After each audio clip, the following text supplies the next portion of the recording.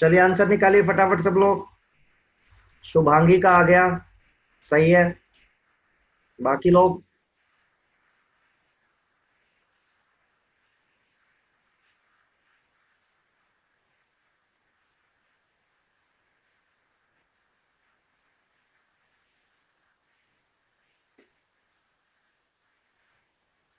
सुबह सब चला गया है, देख लो।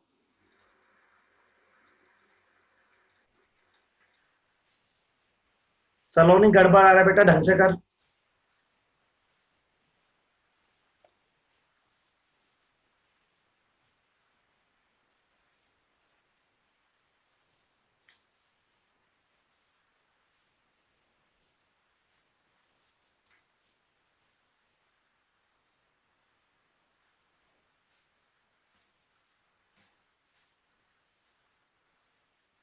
मैंने आपको ऐसा बताया था कि यदि कोऑर्डिनेशन नंबर 4 हो तो डी में 8 इलेक्ट्रॉन होने चाहिए। यदि डी में 8 इलेक्ट्रॉन होता है और वो किसी भी स्ट्रॉन्ग फील्ड लिगेंड के साथ आता है तो DsP2 स्क्वायर प्लेनर होता है। इसके अलावा जितने भी केस होते हैं सारे के सारे केस sp3 के होते हैं। जानवी गड़बड़ आ रहा है।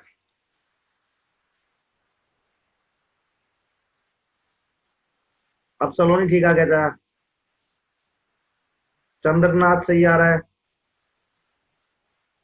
Cl क्लोरीन है बेटा। लेकिन एक लाइन और बताई थी, 4D और 5D के लिए हर लीगेंड SFL होता है। 4D और 5D के लिए हर लीगेंड स्ट्रॉन्ग फील्ड होता है, ये भी सिखाया था, लिखवाया आपको। सर हमें सेंट्रल एटम देखने होते हैं एसएफएल या डब्ल्यूएफएल के लिए, या फिर लिगेंड्स देखने होते हैं? बेटा दोनों चीजें देखनी पड़ती है ना यार। अब सेंट्रल एटम 4D या 5D का होगा तब तो हर लीगेंड तेरा SFL होगा यार, नहीं तो सेंट्रल एटम के हिसाब से होता है। समझ रहे, दोनों चीजें देखनी पड़ेंगी यार। सही है। सर समझ नहीं आया हूँ। नहीं समझ में आया? एक लाइन है 4D और 5D के लिए। वैसे तो Cl, यदि तुम स्पेक्ट्रोकेमिकल सीरीज के हिसाब से देखोगी तो Cl कैसा लिगेंड होगा? वीक फील्ड लिगेंड होगा, है ना। ये सर वीक फील्ड होगा। लेकिन 4D और 5D सीरीज के लिए हर लिगेंड SFL होता है। ये लाइन आपको याद रखनी पड़ेगी। Yes sir. DsP2 आएगा बिल्कुल। आप बोल सकते हो निकल के नीचे आता है तो S2D8 टाइप का कॉन्फ़िगरेशन होगा। और ये x-4 बराबर -2 तो x बराबर +2 आ जाएगा। अब आपको पता है D8 आ गया। और आपको पता है वैसे क्लोरीन होता है वीक फील्ड लिगेंड, लेकिन 4D और 5D के लिए हर लिगेंड कैसे रहता है? SFL। तो जब आपके पास ये रिजल्ट आ गया तो इससे तो रिजल्ट आपके पास आ गया, answer is DsP2 and square planar. Check, किसी को डाउट? Next question. ZnCl4 2-,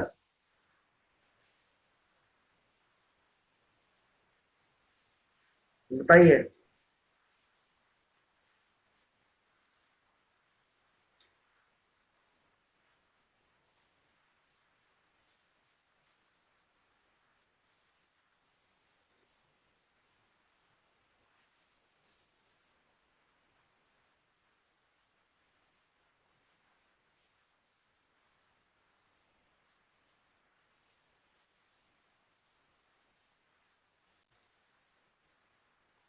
सही आ रहा है शुभांगी, अ, साक्षी, सही आ रहा है।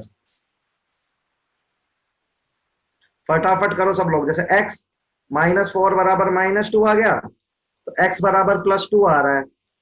और जिंक का 3D10 तो सोचो ही मत यार। D10 और 4 कोऑर्डिनेशन नंबर, कुछ नहीं सोचना।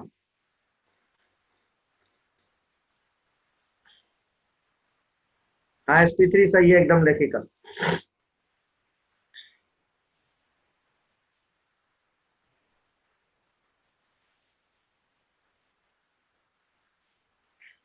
और कहीं पे s में इलेक्ट्रॉन आ जाए तो s के वाले d में ही डालने हैं आपको।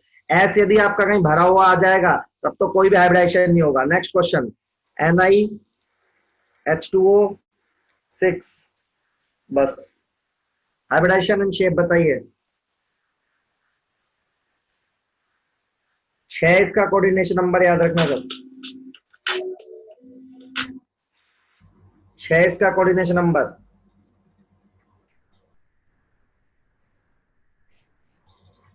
6 है, sp3 आंसर नहीं आ सकता।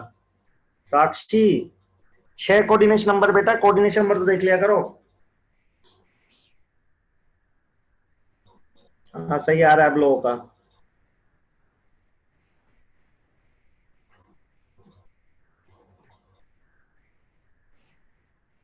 बढ़िया, अभी आ रहा है आंसर, सबका ही सही आ रहा है।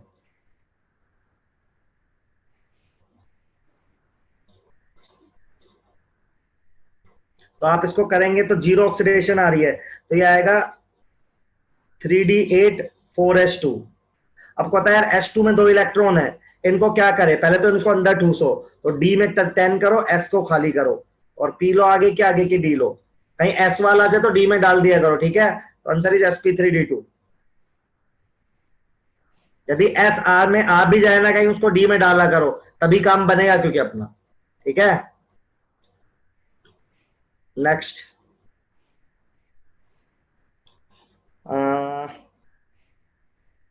PTCl6 2-, बताओ। हो सकता है आपने पहले कर लिया है। PTCl6 2-, पहले कर लिया तो भी कोई बात नहीं है, ठीक है।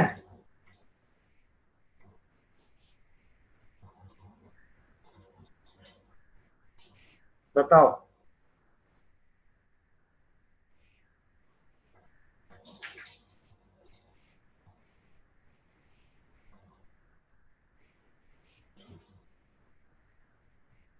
-, इसको करो। हाँ सही है, सही आ रहा है आंसर एकदम। सलोनी, शुभांगी, जो भी लोग दे रहे हैं,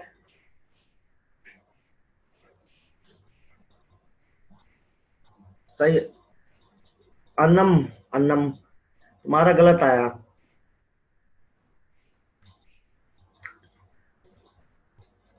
सिंपल है ये भी। देखो निकल की तरह होगा, तो +4 ऑक्सीडेशन स्टेट है, तो बचेगा क्या, खुद सोचो। बचेगा आपके पास 3d6 बचेगा और d6 बचेगा। अब आप, मैंने बताया CN नंबर 6 में तो आराम से आप स्प्लिटिंग कराओ। अब D में 6 इलेक्ट्रॉन है, ये WFL नहीं है, PT है, तो ये कैसा मानोगे, वैसे तो WFL है, लेकिन यहाँ पे इसको SFL की तरह ट्रीट करेंगे, तो आंसर कितना जाएगा, ऐसे भर दोगे, तो आंसर D2sp3। बिल्कुल D2sp3 आ रहा है आंसर। इसको जहां दिक्कत है पूछते हैं, रिवीजन टाइप की क्लास चल रही है आपकी अभी तक।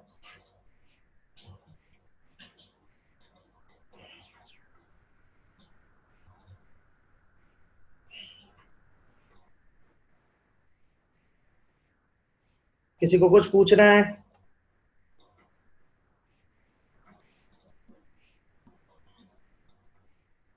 चलो एक क्वेश्चन बताना है अब आपको मुझे, चैप्टर खत्म हो जाएगा सलोनी, इतना गंदा नहीं है ये। FeCN6 3-, इसका म्यू बताना है, म्यू बताओ। FeCN6 3-, म्यू बता दो भाई।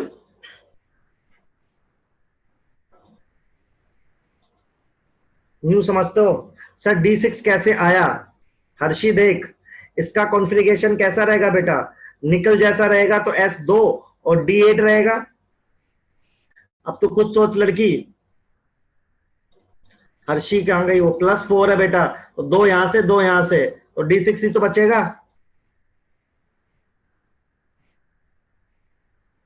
इसका म्यू पूछा है। हर्षी ठीक है क्या? सिमरन क्या जीरो आंसर आ रहा है क्या? मेरा तो जीरो नहीं आ रहा इसका आंसर। शुभांगी तुम्हारा भी जीरो आ रहा है? चलो मैं भी कर लेता हूं फिर।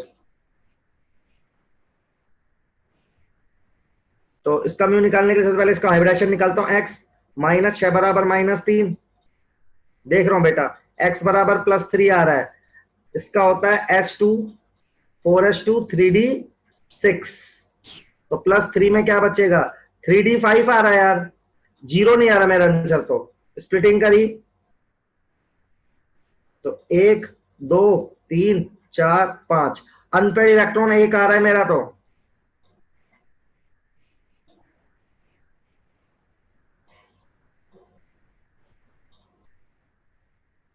√3 आ रहा है मेरा तो, -3 है यहाँ पे, आप सब लोगों ने -2 ले लिया, -2 ले लोगे तो 0 आंसर आएगा, -2 ले लोगे तो 0 आंसर आएगा, नहीं तो √3 आंसर आ रहा है।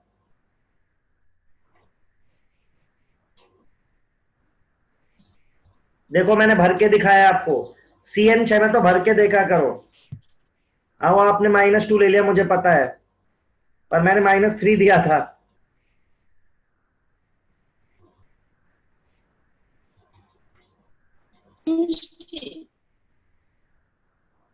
√3 आ रहा है आंसर।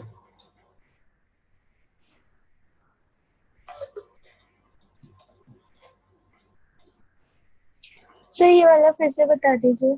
देख बेटा, ऑक्सीडेशन स्टेट +3 आई, तुझे समझ में आ गया? Yes sir. अब देख बेटा, तूने कहा 4s2 3d6 होगा, कॉन्फ़िगरेशन आयरन का 26 होता है ना, तो कितना बचेगा? डी में 5 इलेक्ट्रॉन बचेंगे बेटा। स्प्लिटिंग कराई मैंने, तो स्प्लिटिंग में अब तुझे पता है CN स्ट्रॉन्ग फील्ड लिगेंड है, तो कैसे करेगी? 1 2 3 4 5, तो कितना अनपेड बचा? 1। तो बस ठीक है। एक नोट डाल के एक चीज लिखो, एक नोटेशन है बेटा, ये नोटेशन है। हमने ना कॉम्प्लेक्सेस को 2 पार्ट में डिवाइड करा है, एक को बोलते हैं हाई स्पिन, एक को बोलते हैं लो स्पिन।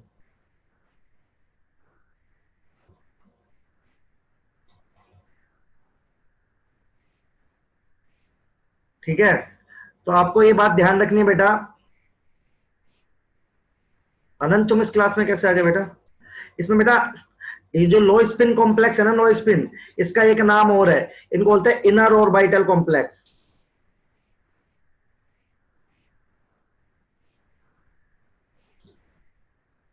इनर मतलब आप अंदर वाली डी यूज करते हो, और जिनमें अनपेयर्ड रहता है, लार्ज नंबर ऑफ अनपेयर्ड रहता है, तो इनको बोलते हैं अपन क्या? Outer orbital complex. मतलब देखो यार, जब पेयरिंग करवाओगे, जैसे पेयरिंग करवाते हो, एक स्पिन से ना दूसरे स्पिन कैंसिल करते हो, एक स्पिन से दूसरे स्पिन कैंसिल करते हो, तो जब पेयरिंग कराओगे ना तो स्पिन कैंसिल हो रहा होगा, और जब ठीक है अनपेयर्ड रहेगा तो आप उसको लार्ज स्पिन, तो हाई स्पिन कॉम्प्लेक्स या लो स्पिन, तो दो तरह से CFT ना कॉम्प्लेक्स को 2 पार्ट में डिवाइड करती है, एक लो स्पिन एक हाई स्पिन। लो स्पिन मतलब जहां पे पेयर्ड हो जाए, इलेक्ट्रॉन्स पेयर्ड हो। ठीक है, ये फर्स्ट टॉपिक नहीं बेटा, फर्स्ट ही एक तरह से, अभी तक तो मैंने पिछली क्लास का रिवाइज कराया था। और हाई स्पिन कॉम्प्लेक्स होता है बेटा जब अनपेयर्ड इलेक्ट्रॉन हो, मैंने एग्जांपल दिए। लो स्पिन को बोलते हैं इनर ऑर्बिटल कॉम्प्लेक्स, और हाई स्पिन को बोलते हैं आउटर ऑर्बिटल कॉम्प्लेक्स। आप लिख सकते हैं, जस्ट एक नोटेशन है सिंपल सा, नथिंग एल्स।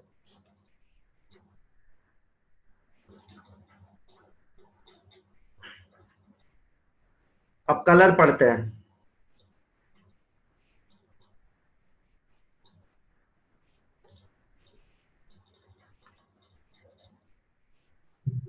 Sir hello. हाँ बेटा, तुम इस क्लास में कैसे आ गए? तुम्हारी तो ये क्लास नहीं है।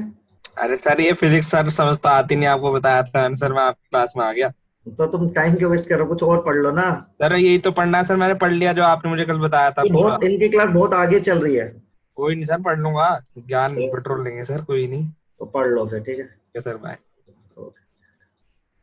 अनुष्का क्या है? Anushka sir no voice. बेटा तुम्हारा कनेक्शन दिक्कत है, तुम फिर से एक बार कर लो, आवाज तो आ रही है मेरी आई थिंक।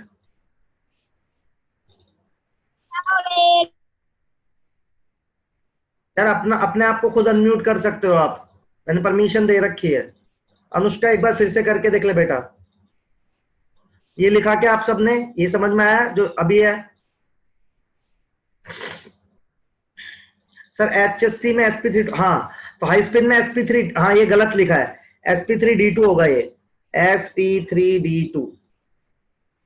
ठीक है, sp3d2 होगा बिल्कुल। देखो बेटा है क्या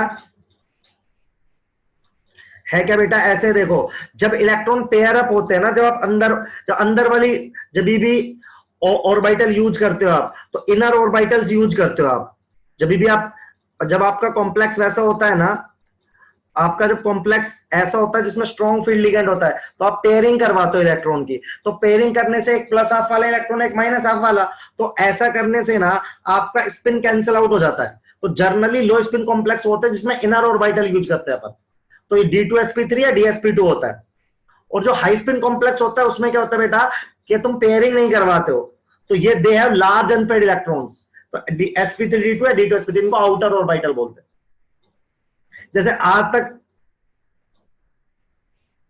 सर वैसे बहुत लेट से बेटा वो मैं यही बताता हूं, ठीक है। तो आपने भी फील किया होगा ना जब sp3d2 है D2sp3 करते हो आप, तो sp3d2 करते हो तो ज्यादा स्पिन छोड़ते हो आप, पेयरिंग नहीं करवाते हो, और जब आप D2sp3 करवाते हो तो पेयरिंग करवाते हो, ठीक है। ये क्लियर है सबको? इसमें से किसी कुछ पूछना है पूछ लीजिए, नहीं तो मैं आगे बढ़ूंगा। और ये लिख भी लीजिए अपनी नोटबुक में, याद रखना लो स्पिन कॉम्प्लेक्स को इनर ऑर्बिटल कॉम्प्लेक्स बोलते हैं, हाई स्पिन को ही बोलते हैं। चलिए लिखिए फटाफट।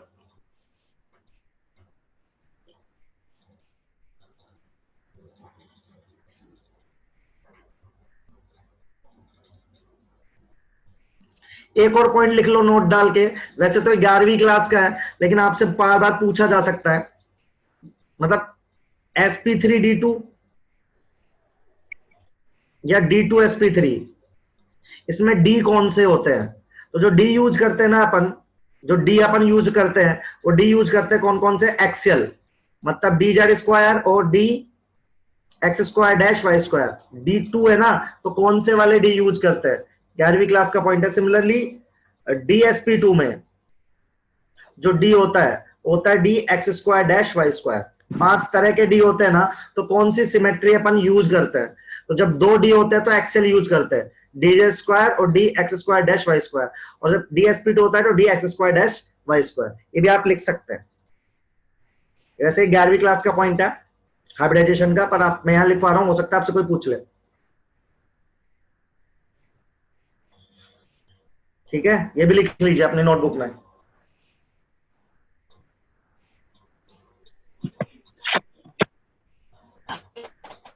Previous slide. सर ये स्पिन कैंसिल कैसे होती है सर? बेटा जब तू पेयरिंग करवाता है ना, तो एक अप स्पिन है तो नीचे डाउन स्पिन है, तो एक प्लस हाफ एक माइनस हाफ है, नेट 0 हो जाएगी। हाँ सर ये तो पढ़ा था। हाँ सर। हाँ, तो अच्छा। जब भी तो पेयर अप करवाता है तो जो लो स्पिन कॉम्प्लेक्स रहता है जिसमें स्ट्रॉन्ग फील्ड लिगेंड होता है, तो पेयरिंग होना लग जाती है।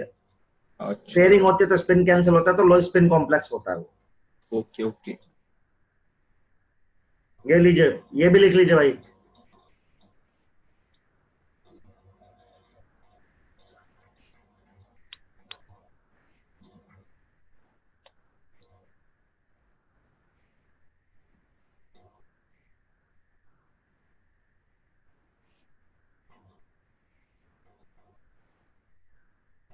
बेटा इसमें ऐसे है कि जो D यूज करते हैं ना, D जो आप D2 बोल रहे हो, D2, तो ये कौन सी D है? तो 5 सिमेट्री होती है D में, dxy dyz d o वाली। हाँ, पेयरिंग SFL में होता है। तो जब जो दो D होती है ना, वो dz² और dx² डैश y² होती है, और एक D होती है तो dx² डैश y² होती है। हाँ, पेयरिंग SFL में होती है। आगे बढ़े। चलो अब मुझे आपको सिखाना है, फाइनली कलर सिखाना है, तो एक बार समझेंगे सब लोग इस चीज को, फिर अपन यहां से भी क्वेश्चन आता है। नॉन एक्सेल नहीं बेटा पायल, डी में dx² डैश y² है ना, ये तो एक्सेल ऑर्बिटल है, dx² डैश y² तो एक्सेल है ना। चलिए अब मेरी बात सुनो, कलर पढ़ाना है मुझे, कलर इन कोऑर्डिनेशन कंपाउंड। एक बार समझा रहा हूं फिर लिखवा दूंगा आपको। सुनो, अब आपने क्या किया, आपने ना एनर्जी लेवल्स डिवाइड कर दिए। कोई भी आपने कहा तो आपका एनर्जी लेवल है, तो आपने शायद ना 11th क्लास में कंसेप्ट पढ़ा होगा। अभी आपके पास ना एनर्जी लेवल्स है, मतलब स्प्लिटिंग करा दिया आपने, एनर्जी लेवल्स है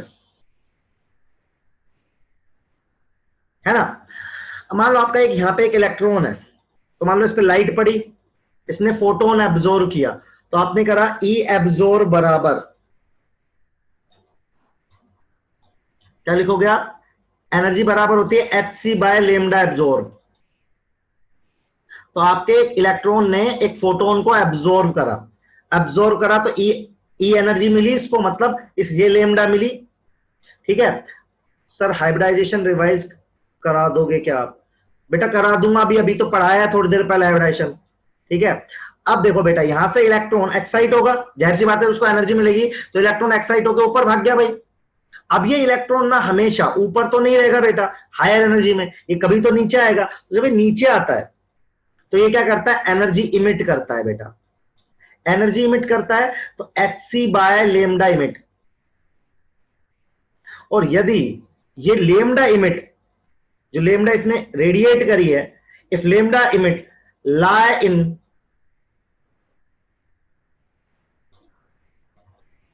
विजिबल रीजन, विबग्योर में आ गई, ठीक है। खुद सोचो, यदि इलेक्ट्रॉन ऊपर गया एनर्जी लेके फिर वापस आया है, अभी वापस आया तो उसने कुछ इमिट करी होगी लेमडा यार, जरूरी नहीं कि इसी ऑर्बिटल पे आए, हो सकता है यहां कहीं पे आके रुक जाए। तो जब ये नीचे ऊपर से नीचे आएगा तो इसको बोलते हैं डी ट्रांजिशन। इस कंसेप्ट का नाम क्या है, डी ट्रांजिशन। इलेक्ट्रॉन डी से डी में ट्रांजिशन कर रहा है, जिसकी वजह से कोऑर्डिनेशन कंपाउंड का कलर आ रहा है भाई। जब इलेक्ट्रॉन ऊपर से नीचे आएगा तो रेडिएशन इमिट करेगा। If this radiation emit lie in the visible region, तो हमें उस तरीके का रंग दिखने लग जाएगा। तो एक कोऑर्डिनेशन कंपाउंड में कलर क्यों आता है, कलर आने का रीजन क्या है, डी ट्रांजिशन। ठीक है, डी मतलब वो अपनी डी ऑर्बिटल्स में ट्रांजिशन लेता रहता है। तो लेते रहने से जब वो हायर एनर्जी से लोअर एनर्जी पे आता है तो एनर्जी को इमिट करता है। एनर्जी इमिट करता है तो उसके रेस्पेक्ट में एक लेमडा भी इमिट करता है। यदि वो वेवलेंथ विजिबल रीजन में आ रही होगी तो हमें कलर दिखाई देता है। ये बात समझ में आई क्या आपको?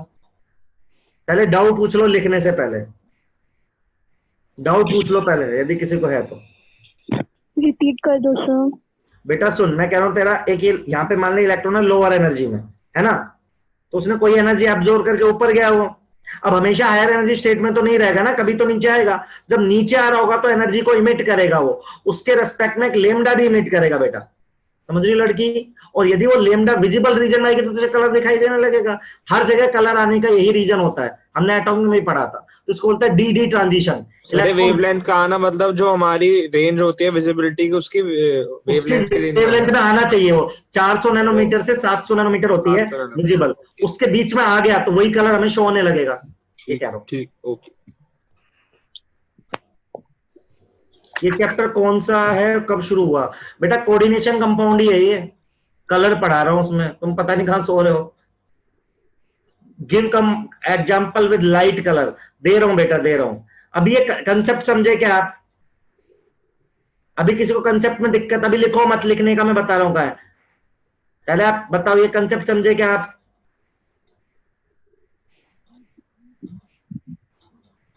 यहां लिखो, अब यहां से लिखो, ये लिखो आप जो आपको अभी दिख रहा है।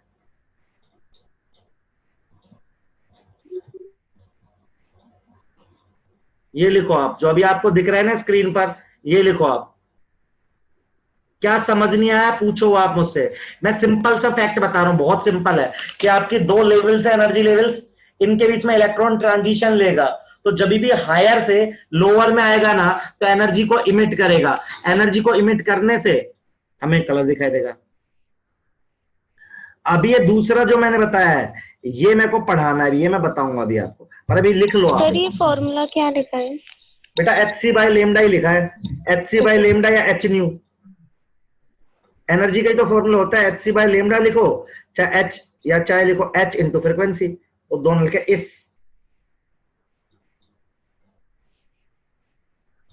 ये बोला है कि इसने मान लो ये जो एनर्जी गैप है डेल्टा है, तो इतनी एनर्जी एब्जॉर्ब करनी पड़ेगी इलेक्ट्रॉन को तभी ऊपर जाएगा वो। ये CFSE होती है ना अपनी, ये CFSE है, तो इतनी एनर्जी तो इलेक्ट्रॉन को एब्जॉर्ब करनी पड़ेगी ना ऊपर जाने के लिए। ये लिखा है hc बाय लेमडा या h न्यू। यदि हमारा डेल्टा CFSE के बराबर आ जाएगी, जो एब्जॉर्ब करनी है एनर्जी वो किसके बराबर आनी चाहिए? एनर्जी एब्जॉर्ब जो हम कर रहे हैं ना बेटा, वो किसके बराबर आनी चाहिए? अपनी CFSE के बराबर, तब इलेक्ट्रॉन जाएगा। As a result the absorb lambda will be missing from the light, तो वो एब्जॉर्ब कर लेगा। जैसे एक बार आप इतना लिख लो, मैं समझा रहा हूं इसका मतलब, ये आप लिख लो, मैं पूरा समझा रहा हूं। एक बार आप आंख बंद करके पूरा लिख दो बस, कोई दिक्कत नहीं, मैं समझा रहा हूं क्या सीन है।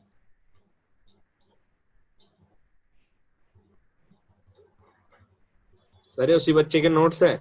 हाँ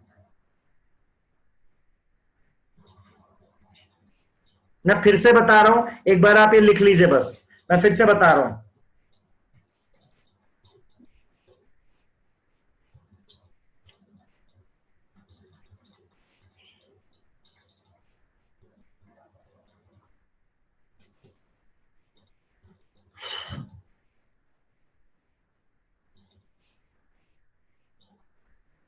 लिखने के बाद सब डन लिख देंगे, एक बार इतना लिख लो आप।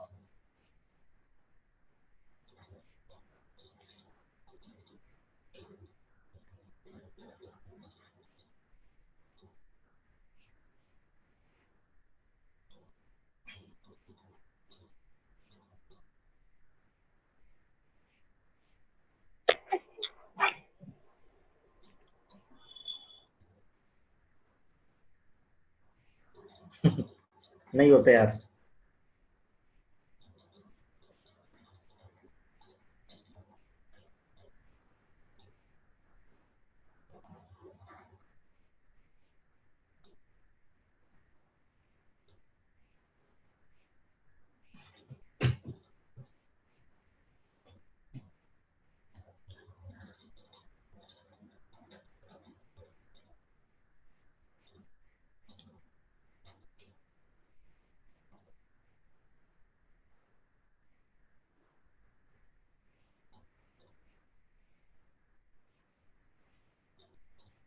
चलो अब मैं समझाता हूं आपको, सीन क्या है, देखो।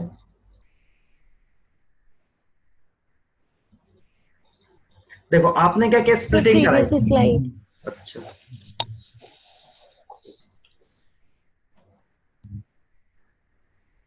सर ये यहाँ पर H C upon lambda into H V क्यों लिखा हुआ है? एच नहीं है बेटा, दोनों लिख सकते हैं, चाहे H C by lambda, H में ऐसे स्लैश लगाया ना मैंने, एक ही मतलब है, चाहे एच सी बाई लेमडा लिख, चाहे एच न्यू लिख, ठीक है। Okay sir. मल्टीप्लाई लास्ट में एग्जांपल है, यही सेम होते हैं यार जगह। हाँ ये सेम कलर होते हैं, CuSO4 वैसे व्हाइट होता है, पानी में ब्लू होता है, ब्लू विट्रोइल बोलते हैं, आपने सुना, नीला थोथा ऐसे हिंदी में बोलते हैं।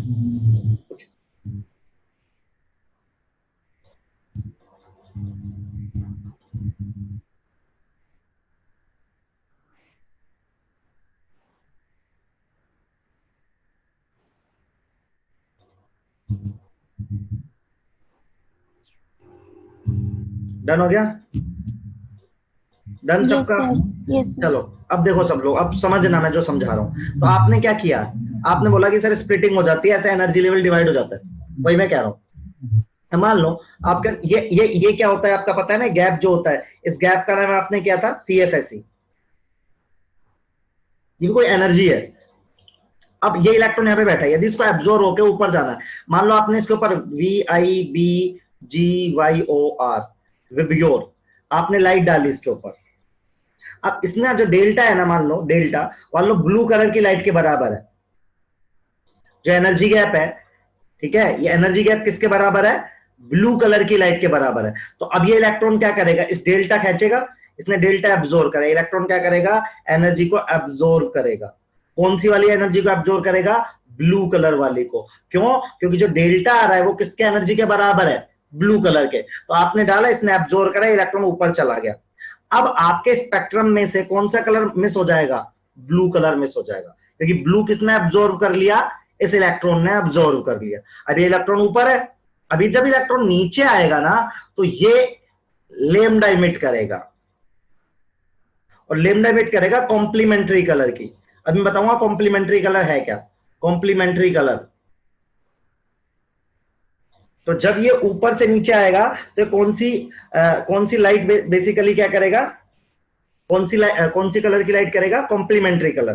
कॉम्प्लीमेंट्री कलर क्या होता है मैं बता रहा हूं, एक सेकेंड आप, ठीक है, आपको भी बनाना पड़ेगा ये व्हील। सर कॉम्प्लीमेंट कलर्स, हाँ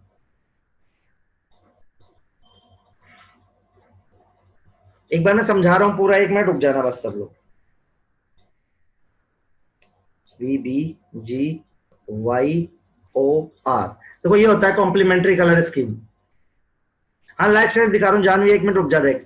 जैसे मान लो आपके कॉम्प्लेक्स ने वॉयलेट कलर को एब्जॉर्ब किया, तो पता है वो कौन सा कलर दिखाएगा, इसके जस्ट अपोजिट वाला, येलो दिखाएगा।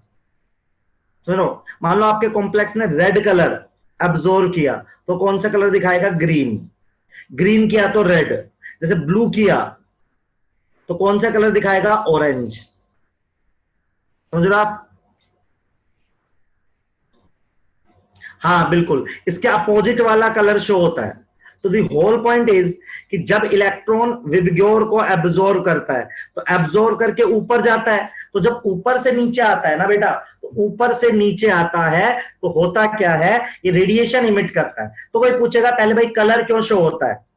हाँ इंडिगो नहीं है उसमें, बिल्कुल इंडिगो। तो कोई पूछेगा कलर शो क्यों होता है, तो उसको आप क्या बताओगे? कोऑर्डिनेशन कंपाउंड में कलर इसलिए शो होता है, कॉम्प्लीमेंट्री कलर, सॉरी मेरी सुन लो एक बार, आई कहीं नहीं गया बेटा, वो तो गया, वो तो प्रैक्टिकल ऑब्जर्वेशन है ना यार। एक मिनट मेरी बात तो सुनो पहले आप, फिर आप क्वेश्चन पूछना। मैं कह रहा हूं कोई पूछेगा आपसे कि कोऑर्डिनेशन कंपाउंड में कलर क्यों दिखाई देता है, तो आपका आंसर क्या होना चाहिए? कोऑर्डिनेशन कंपाउंड में कलर इसलिए दिखाई देता है क्योंकि डी ट्रांजिशन होता है। इलेक्ट्रॉन का कैसा ट्रांजिशन होता है? डी। कोई पूछेगा डी ट्रांजिशन क्या होता है, तो आप बोलोगे जब एक इलेक्ट्रॉन लोअर एनर्जी से एनर्जी को कुछ एब्जॉर्ब करता है, हायर एनर्जी में जाता है, हायर से लोअर में आता है तो एनर्जी इमिट करता है, उसके रिस्पेक्ट में एक वेवलेंथ होती है। ठीक है, अब कॉम्प्लीमेंट्री कलर की क्या स्कीम है? कॉम्प्लीमेंट्री है कि जो एब्जॉर्व करेगा ना उसका उल्टा दिखाएगा। यदि मान लो कोई ब्लू कलर को मैं एब्जॉर्व करता हूं तो मेरा कलर दिखाई कैसा करेगा? ऑरेंज। यदि मैं वॉयलेट कलर को दिखाता हूं तो मैं कैसे दिखूंगा? येलो। मैं ग्रीन को करूंगा तो कैसा दिखेगा? रेड। ये समझ में आया क्या? This is complementary colour scheme. इससे सारे आंसर नहीं आते हैं, ठीक है, इससे सारे आंसर नहीं आते हैं, लेकिन ये आपको आना चाहिए। This is complementary colour.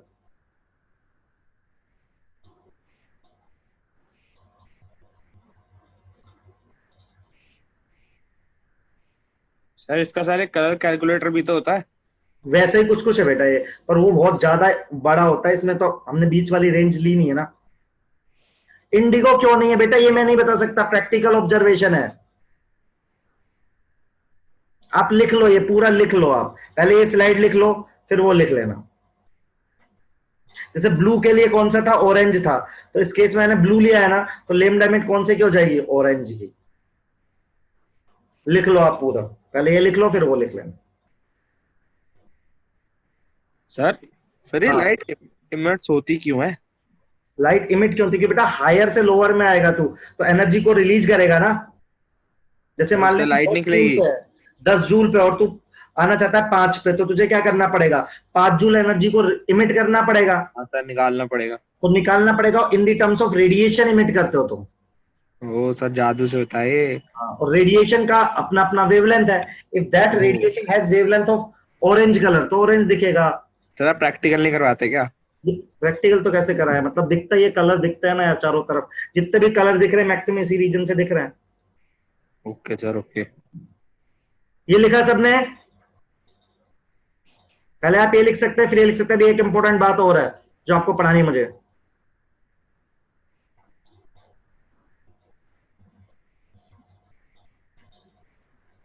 इसके पहली वाली भी स्लाइड, बेटा इसके पहली वाली तो ये है, सुरुचि से। सर इसमें सर कुछ एडिक्टिव और सब्ट्रैक्टिव भी कलर होते हैं क्या? नहीं इतना इसमें तो नहीं होता यार कुछ, मतलब वैसे होता होगा, मुझे नहीं पता होगा।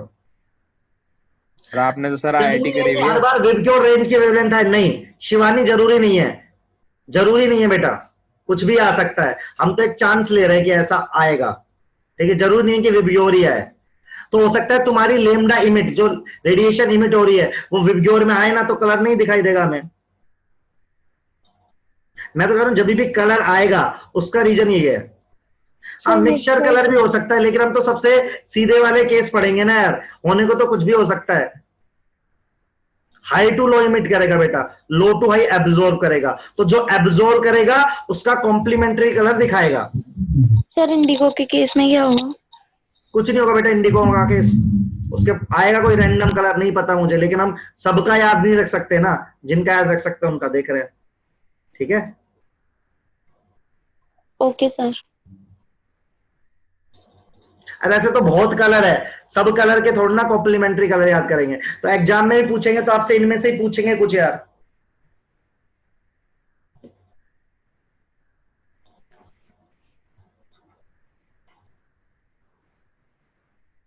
तो आपके दिमाग में फिर से सेट कर लो, कोऑर्डिनेशन कंपाउंड में ये सवाल पूछा जाएगा बार बार, कोऑर्डिनेशन कंपाउंड में कलर क्यों दिखाई देता है? आप क्या बोलोगे? सर कोऑर्डिनेशन कंपाउंड में इसलिए कलर दिखाई देता है क्योंकि इलेक्ट्रॉन का डी ट्रांजिशन होता है, इलेक्ट्रॉन लोअर से हायर में एब्जॉर्ब करके जब हायर से लोअर में आता है तो इमिट करता है और उसकी वजह से कलर हमें दिखाई देता है।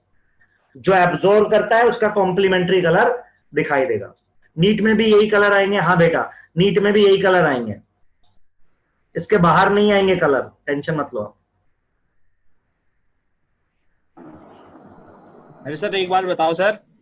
हाँ सर ये नीट का पेपर केमिस्ट्री फिजिक्स का आसान आता है क्या? नहीं बेटा अच्छा आता है। नहीं सर, हमें तो वो कहते थे कि जेई का ज्यादा मुश्किल आता है, केमिस्ट्री फिजिक्स का नीट का बहुत आसान आता है। 45 सवाल भी आते हैं यार उनके में। हाँ सर कोई नहीं, दुगने हो गए। चलो ये हो गया सबका यार, डन है इतना? बोलो भाई। चलो यस सर डन। एक नोट डालो। अब नोट में देखो क्या है, बहुत सुंदर बात आपको लिखवा रहे हैं।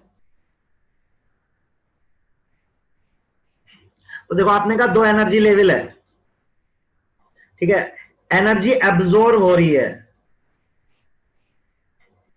वो hc बाय लेमडा एब्जॉर्ब के बराबर है, और एनर्जी एब्जॉर्ब कितनी हो रही है? जितनी CFSE है, ठीक है। तो CFSE जितनी ज्यादा रहेगी, मतलब ये गैप की बात कर रहा हूं, this gap is crystal field splitting energy, right. तो CFSE जितनी ज्यादा रहेगी एनर्जी एब्जॉर्ब ज्यादा रहेगी, और जितनी एनर्जी एब्जॉर्ब ज्यादा रहेगी उतनी लेमडा एब्जॉर्ब कम रहेगी, याद रखना। तो SFL के केस में ऐसा आ सकता है आपको multiple choice question. Strong field ligand के केस में क्या आता है? लेमडा कम एब्जॉर्ब होती है as compare to weak field. ये बात समझ में आ रही है कि सबको? क्योंकि मैंने आपको पढ़ा रखा है कि जो SFL होता है उसमें स्प्लिटिंग ज्यादा होती है, इसमें स्प्लिटिंग ज्यादा होगी उसमें एनर्जी एब्जॉर्ब ज्यादा होगी, जिसमें एनर्जी एब्जॉर्ब ज्यादा, एनर्जी और लेमडा में तो इनवर्स रिलेशन है, तो एनर्जी एब्जॉर्ब ज्यादा है तो लेमडा एब्जॉर्ब कम होगी, ठीक है। ये नोट डाल के लिखे, ये भी पूछा जा सकता है आपसे कि दो लिगेंड दे देंगे आपको, एक दे दिया CN और एक दे दिया CL, एक दे दिया CN और एक दे दिया CL, पूछे बताओ किसमें लेमडा एब्जॉर्ब ज्यादा होगी, तो किसमें बताओगे? वीक फील्ड में लेमडा एब्जॉर्ब ज्यादा होगी। ऐसा सवाल भी आ सकता है, बहुत आसान है यदि देखेंगे तो। बिल्कुल सर, CuSO4 का कोई कलर होता है क्या? नहीं। CuSO WFL क्या बेटा? Weak field ligand. बेटा तो पढ़ा दिया मैंने सब, कहां सो रहे हो तुम?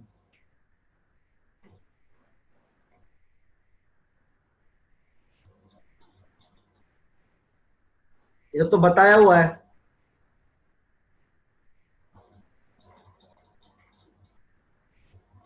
स्ट्रॉन्ग फील्ड मतलब स्प्लिटिंग ज्यादा, पेयरिंग करवाना, WFL पेयरिंग नहीं करवाना, ये सब बताया था।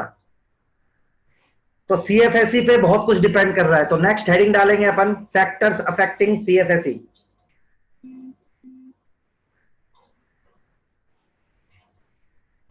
ये सबको क्लियर है? सर अब बोर कर रहा है ये चैप्टर बेटा, बस इसकी बस वाइंड, ये वाइंड कर रहे हैं चैप्टर को। आइसोमेरिज्म बचा है इसमें, लास्ट टॉपिक।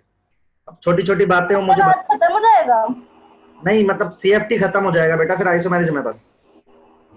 ठीक है सर। ठीक है। अब आप के पेपर में एक क्वेश्चन और बहुत फेमस है कलर का, तो आपको एक कॉम्प्लेक्स दे देंगे और पूछेंगे ये कलरफुल होगा या कलरलेस, तो क्या करोगे? इफ कॉम्प्लेक्स हैज, ये भी लाइन इंपॉर्टेंट लिखो, अनपेयर्ड इलेक्ट्रॉन। देखो अनपेयर्ड इलेक्ट्रॉन रहेगा ना तभी डी ट्रांजिशन हो पाएगा बेटा। हाँ बिल्कुल सही बोल रही है सलोनी। तो if complex has unpaired electron then it will show colour,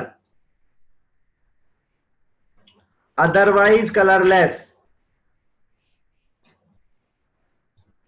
ये लाइन बहुत इंपॉर्टेंट है भाई, तो आपको एग्जाम में बोला जाएगा। अब ऐसा क्यों बोल रहा हूं? पेयर्ड इलेक्ट्रॉन जो होते हैं ना वो ट्रांजिशन नहीं करते हैं। अनपेड इलेक्ट्रॉन ही कर पाते हैं, ये पेड इलेक्ट्रॉन स्टेबल होते हैं। ऐसे एक ऑर्बिटल इसमें 2 इलेक्ट्रॉन रखे हुए हैं ऐसे पेड अप, तो ट्रांजिशन नहीं करते यार, क्योंकि स्टेबलाइज है, ये अनपेड करता है। जैसे एग्जांपल देता हूं आपको, एक कॉम्प्लेक्स है, मान लो TiH2O होल 6, क्या ले लो, 3+ ले लें, हाँ 3+, एक ले लो आप ZnCl4 2+। इनमें से बताना कौन सा कलरफुल है कौन सा कलरलेस है, ये लाइन अप्लाई करनी है आपको, खुद बताओ सोच के। आपको अभी सब कुछ आता है, मैंने सब कुछ पढ़ाया है कैसे अनपेड इलेक्ट्रॉन देखते हैं, तो मुझे बताओ इनमें से कौन सा कलरलेस है कौन सा कलरफुल है, कौन सा कलर आएगा ये नहीं पूछ रहा मैं तो कह रहा हूं किसमें कलर आएगा किसमें कलर नहीं आएगा। तो अनपेड इलेक्ट्रॉन निकाल के चेक कर सकते हो, आपको आता है। तो ये भी क्वेश्चन है बहुत important, if complex has unpaid electron then it will show colour, नहीं तो नहीं करेगा वो कलर शो। उसका रीजन है पेयर्ड इलेक्ट्रॉन ट्रांजिशन ही नहीं करते, और कॉम्प्लेक्स में कलर आने का रीजन ही क्या है, ट्रांजिशन।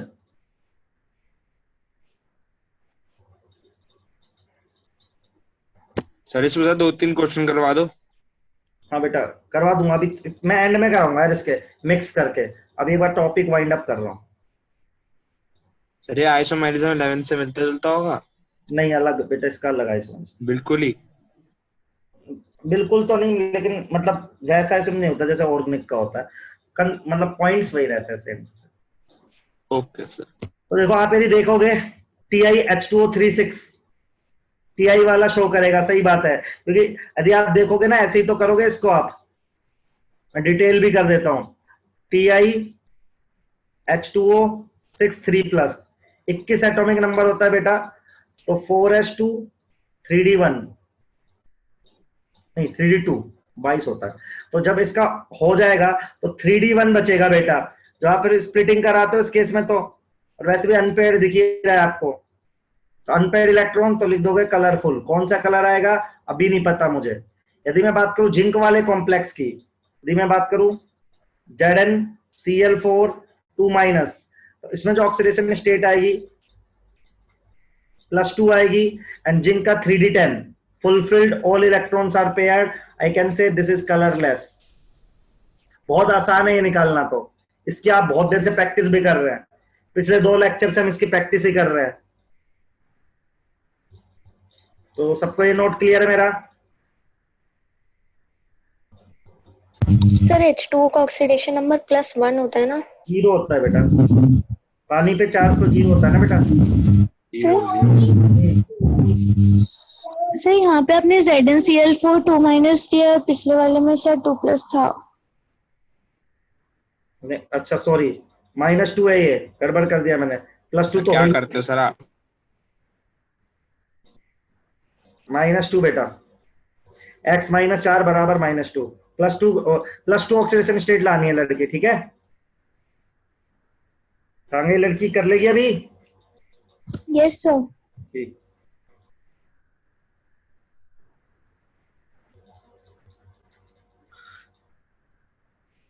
डन है इतना सबको? इतना कैसे कलर देखोगे क्वेश्चन आएगा, ऐसा क्वेश्चन आता है which of the following complex will show colour, NEET में आपको ऐसे सवाल आएगा, मैं पहले से बता रहा हूं, विच of the following complex will show colour, 4 option given होंगे, आपको 4 ऑप्शन में से चेक करना होगा किसमें अनपेड इलेक्ट्रॉन है, बस एक आएगा ना जानवी, D1 है ना बेटा लड़की, जानवी एक ही तो इलेक्ट्रॉन बचा, 22 होता है एटॉमिक नंबर, देख। चलो आगे बढ़े, और किसी को कुछ पूछना है? कलरलेस सब्सटेंस दिखेगा कैसे? कलरलेस मतलब यार कलर नहीं है, कोई व्हाइट दिख रहा होगा, व्हाइट भी नहीं बोलेंगे, कोई कलर नहीं दिखेगा यार, पता नहीं, अब इसका आंसर तो कलरलेस मतलब कलरलेस। कलरलेस का मतलब ट्रांसपेरेंट नहीं होगा? हाँ मतलब उस टाइप का ही मान लो, कोई कलर ना दिखे। आज तक कंफ्यूज रहते हो सर आप। आज सलोनी तुम सर्च कर लेना TiH2O6 का कलर क्या आएगा, वो नेट पे तुम्हें दिखने लगा, क्लियर क्रिस्टल दिखता होगा, क्लियर क्रिस्टल जैसे आइस का क्रिस्टल होता है ना, इस टाइप से। यस सर, वही पूछ रही थी मैं, ट्रांसपेरेंट चेक टाइप। भी कर लेना, तो नेट पे चेक कर लेना, ठीक है? ठीक है। आगे बढ़ते हैं, लिखो अब नेक्स्ट पॉइंट है मेरा, नेक्स्ट फैक्टर्स अफेक्टिंग सीएफएसई। कौन कौन से फैक्टर जो सीएफएसई को अफेक्ट करते हैं? तो सबसे पहला फैक्टर सीएफएसई का है कितनी स्प्लिटिंग होगी। तो पहला फैक्टर बेटा इसमें नेचर ऑफ लिगेंड।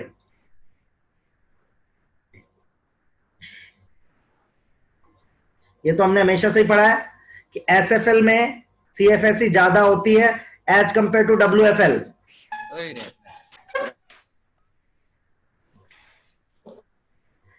एसएफएल की स्प्लिटिंग ज्यादा होती है एज कंपेयर टू डब्ल्यूएफएल। तो पहला सीएफएसई किन किन फैक्टर्स पर डिपेंड करती है? तो पहला फैक्टर उसमें नेचर ऑफ लिगेंड, कि आपका लिगेंड एसएफएल है या डब्ल्यूएफएल है। सही भाई?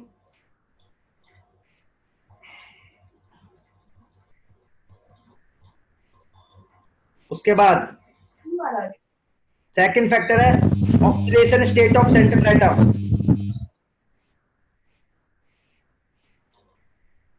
Oxidation number of central atom. तो देखो जितना ज्यादा होता है ना उतनी सीएफएसई। नहीं काफी बेटा किसी घर की आवाज आ रही है, वो बंद कर लो। तो देखो ओएन नंबर ऑक्सीडेशन नंबर है बेटा, फुल फॉर्म लिख ही देता हूं।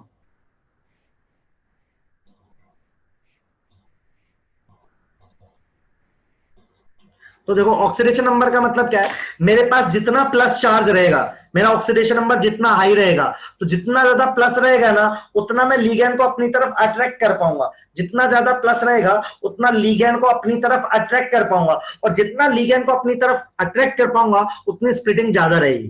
तो दूसरा फैक्टर क्या है, oxidation state of central atom पर आपकी crystal field splitting energy depend करती है। जितना ज्यादा ऑक्सीडेशन स्टेट रहता है ना उतनी ज्यादा सीएफएसई होती है। ये मेरा दूसरा फैक्टर है। इस पे भी सवाल आते हैं, अभी बता दूंगा कैसे।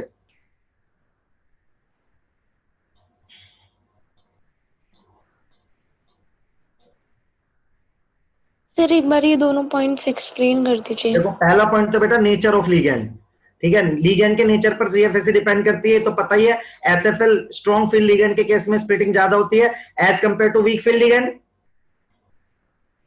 ठीक है। Yes. दूसरा पॉइंट है कि जितना ज्यादा ऑक्सीडेशन नंबर रहता है, देखो जितना ज्यादा ऑक्सीडेशन नंबर रहेगा ना सेंट्रल एटम का उतना लिगैंड को अपने पास बुला लेगा, और जितना अपने पास बुला लेगा उतना रिपल्शन ज्यादा होंगे, उतनी स्प्लिटिंग ज्यादा हो जाएगी। दूसरा फैक्टर है oxidation number of central atom. If more than CFSE is more. For example जैसे मैं एग्जांपल दे सकता हूं, मान लो आपका एक कॉम्प्लेक्स है NiH2O6 और एक है NiH2O4Cl2। तो देखो यहां पर निकल की जो ऑक्सीडेशन स्टेट है, यहां पर निकल की ऑक्सीडेशन स्टेट कौन सी है, 0 है। यहां पर निकल के ऑक्सीडेशन स्टेट +2, समझ रहे आप? तो यहां पर किसकी सीएफएसई ज्यादा रहेगी, फर्स्ट है, ये सेकंड है, तो second is greater than first. सही है? Yes sir. ये पॉइंट था मेरा। तो oxidation number of central atom जितना ज्यादा रहेगा उतनी सीएफएसई ज्यादा रहेगी, सेकंड पॉइंट। तीसरा पॉइंट,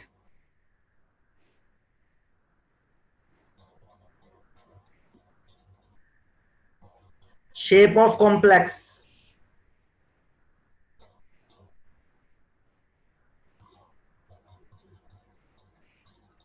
तो सबसे ज्यादा स्प्लिटिंग कहां पे होती है, स्क्वायर प्लेनर में, ये तो आपको पढ़ा चुका हूं।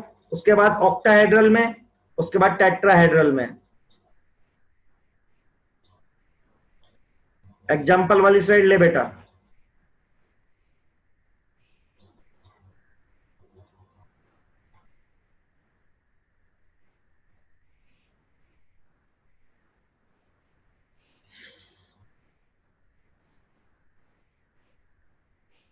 ठीक है, चलो।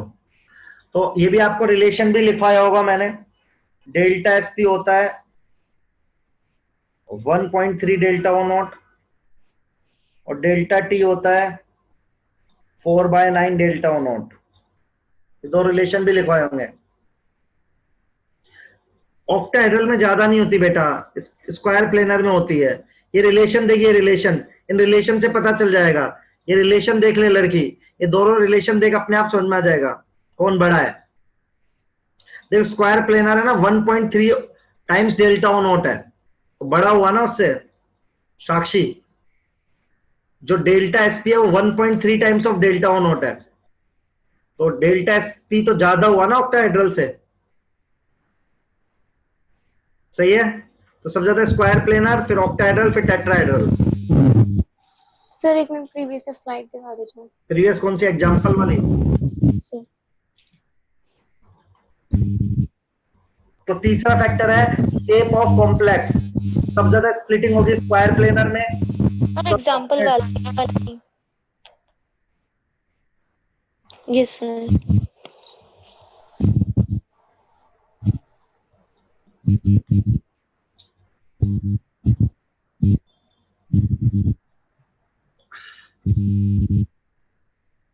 ठीक है लड़की। सर बस 2 मिनट।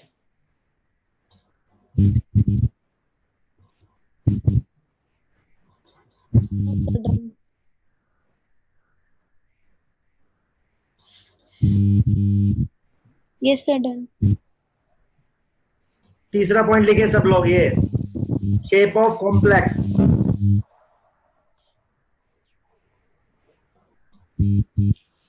सिमरन अपना माइक बंद कर लो, आपके यहां से बहुत ज्यादा नॉइस आ रहा है। मैंने कर दिया वैसे।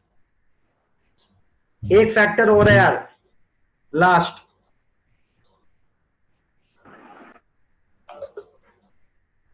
जिस पर सीएफएससी डिपेंड करती है, ठीक है। तो नेचर ऑफ सीए,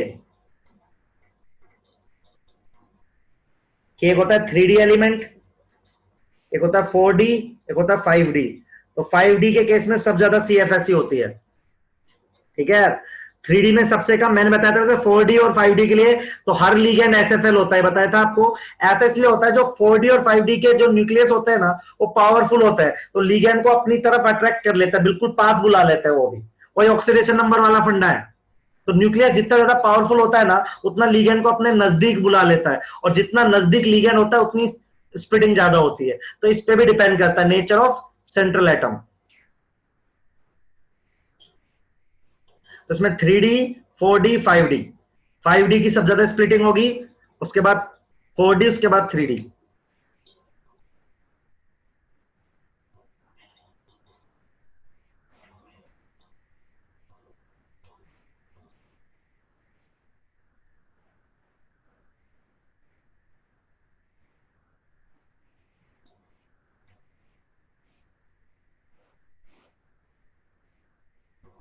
तो 4 फैक्टर है जिसपे आपको सीएफएससी डिपेंड करती है। पहला, नेचर ऑफ लिगेंड।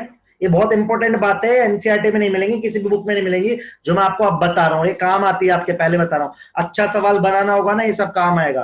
तो एसएफएल की ज्यादा होती है डब्ल्यूएफएल से। दूसरा डिपेंड करती है ऑक्सीडेशन नंबर पे, जितनी ज्यादा ऑक्सीडेशन नंबर वो। तीसरा डिपेंड करती है शेप पे। चौथा डिपेंड करती है नेचर पे।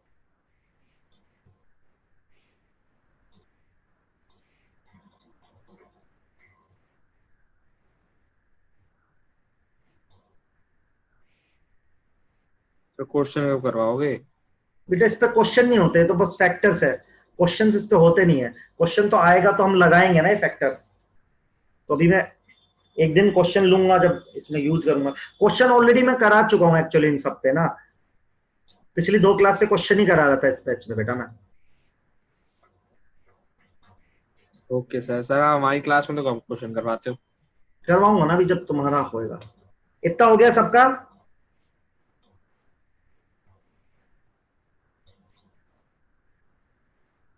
डन है यार इतना? एक छोटा सा टॉपिक और पढ़ाना है मुझे बस।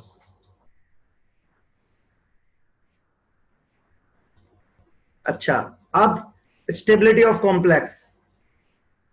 ये कॉम्प्लेक्स स्टेबल कब होता है?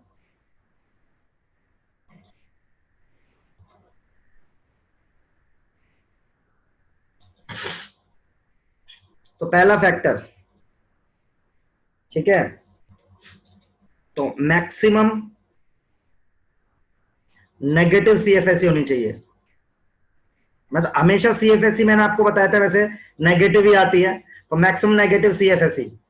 क्यों? जितनी ज्यादा नेगेटिव आने का मतलब क्या है कि उतनी एनर्जी रिलीज हो गई, तो जितनी एनर्जी रिलीज हो जाएगी मतलब मैक्सिमम सीएफएसए आने का मतलब क्या है, जितनी एनर्जी रिलीज होगी बेटा उतना ही आपका कॉम्प्लेक्स क्या हो जाएगा, स्टेबल। ठीक है। दूसरा, अब मैक्सिमम सीएफएसए किस नेगेटिव किस किस बात पर डिपेंड करती है? हाँ हाँ ठीक है बेटा, मैक्सिमम सीएफएसए किस किस बात पर डिपेंड करते हैं बता सकते हो? अभी पढ़ाया मैंने आपको। पहला, लीगेंड कैसा होना चाहिए, एसएफएल। ऑक्सीडेशन नंबर क्या होना चाहिए? अरे बताया ना, सीएफएसए ज्यादा कब आएगी? ऑक्सीडेशन नंबर कैसा होना चाहिए बेटा? हाई। सही है। And second point, ligand should be chelating। अभी चिलेटिंग का मतलब समझा रहा हूं, किलेटिंग या चिलेटिंग जो भी बोलो आप।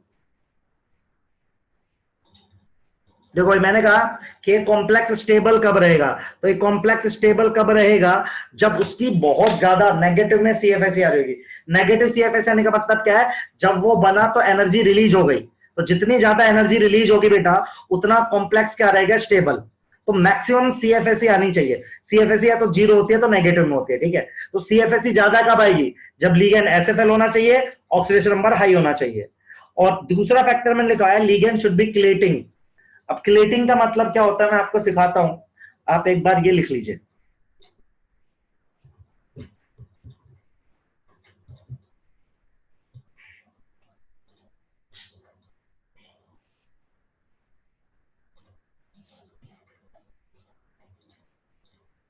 हाँ डाउट कल बता देंगे, सलोनी तुम्हारे। इसमें किसी को पूछ रहे हैं तो पूछ सकता है, सर एक्सप्लेन करना ये बेटा। हर्षी यही बोल रहा हूं, जितनी ज्यादा सीएफएसई रहेगी, देख सीएफएसई तो नेगेटिव में, केमिस्ट्री में नेगेटिव का मतलब क्या होता है, सोच बेटा। केमिस्ट्री में नेगेटिव का मतलब होता है एनर्जी रिलीज हुई है, तो जितनी ज्यादा सीएफएसई आ रही होगी इसका मतलब क्या है, उतनी ज्यादा एनर्जी रिलीज हो रही होगी, और जितनी एनर्जी रिलीज हो रही होगी बेटा उतनी स्टेबिलिटी क्या हो रही होगी, बढ़ रही होगी। तो जितनी ज्यादा सीएफएसई उतनी स्टेबिलिटी ज्यादा। अब सीएफएसई ज्यादा कब आएगी, जब तेरा लिगेंड एसएफएल होना चाहिए, ऑक्सीडेशन नंबर हाई होना चाहिए। अभी पीछे पढ़ा के आया हूं। अब दूसरा पॉइंट मैं एक्सप्लेन कर रहा हूं, चिलेटिंग का मतलब क्या है। चिलेटिंग का मतलब मैं एक्सप्लेन कर रहा हूं। देखो चिलेशन या चिलेटिंग, चिलेशन या क्लेशन क्या है, इसको क्या होता है, इसको बोलते हैं formation of ring. Formation of ring around central atom. all polydentate, all polydentate ligands are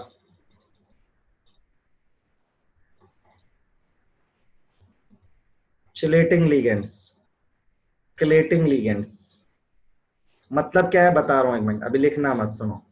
ऐसा कुछ नहीं है, देखो कुछ नहीं है। जैसे आपका ये है, आपका सा इथाइलिन डाइअमाइन,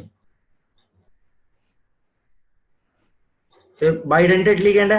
तो जो ये लिगेंड क्या करते हैं ना, मेटल के चारों तरफ एक रिंग बनाते हैं। देखो इसने इसको इलेक्ट्रॉन डोनेट करा और इसने इसको इलेक्ट्रॉन डोनेट करा, तो देखो रिंग बना दी, और रिंग बनने से ना स्टेबिलिटी एनहांस होती है। ऐसे मान लो 4 कोऑर्डिनेशन नंबर होता,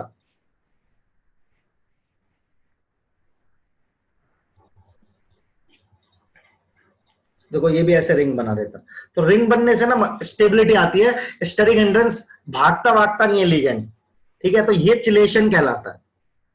तो जब कोई लिगेंड मेटल के चारों तरफ रिंग बनाता है तो उसे चिलेशन बोलते हैं। और हर पॉलीडेंटेट लिगेंड ऐसा कर सकता है, मोनोडेंटेट नहीं कर सकते। अभी आप लिख सकते हो, तो formation of ring around central atom chelation कहलाता है, क्लेशन कहलाता है।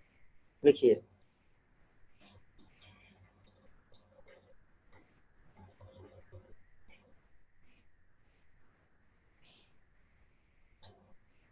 तो जो रिंग बनाने से स्टेबिलिटी एनहांस होती है बेटा, तो जो लिगेंड रिंग बना रहे होंगे वो स्टेबिलिटी में भी पार्टिसिपेट करेंगे, एनहांस करेंगे।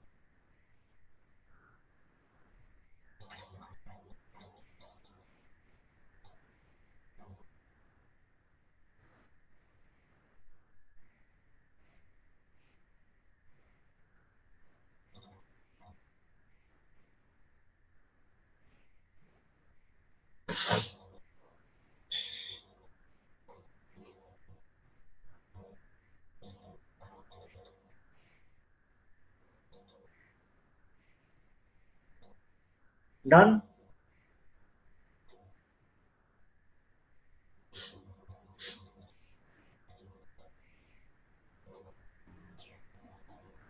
इसको पूछना पूछ सकता है यार।